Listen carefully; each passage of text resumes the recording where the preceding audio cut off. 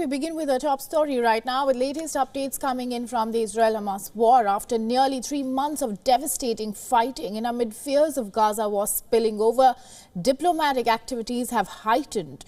But the question which still remains to be answered is who will rule Gaza once the war is over.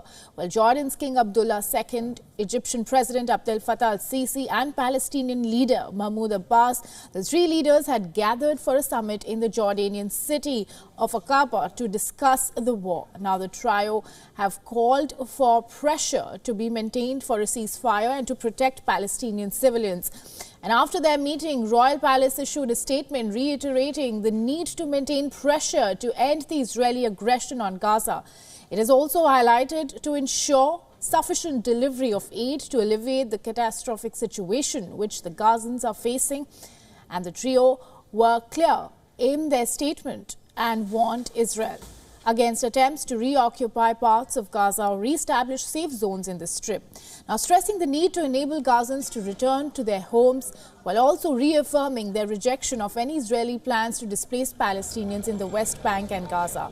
Now remember, the summit comes as the U.S. Secretary of State Antony Blinken is in the region, who's on his 4th visit to West Asia since the war broke out in early October. Now Blinken, who met with Palestinian leader in West Bank, the duo discussed the post-war plans for Gaza, including steps towards the establishment of a Palestinian state. Now, the U.S. Secretary of State has also made it clear to the Israeli government that Palestinians must be allowed to return to their homes in Gaza as soon as conditions allow. And he also said that they must not be displaced from the Strip. In today's meetings, I was also crystal clear.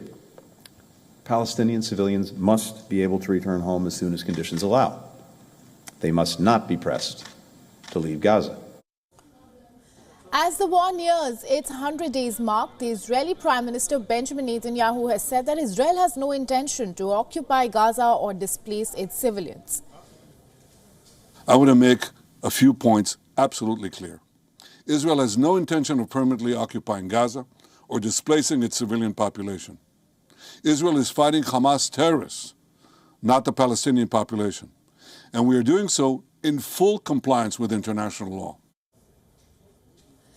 Israel, which enjoys U.S. support for its goals for destroying Hamas and recovering hostages, the allies differ about what might follow the Gaza war. The U.S. position is that Gaza is Palestinian land and will remain Palestinian land.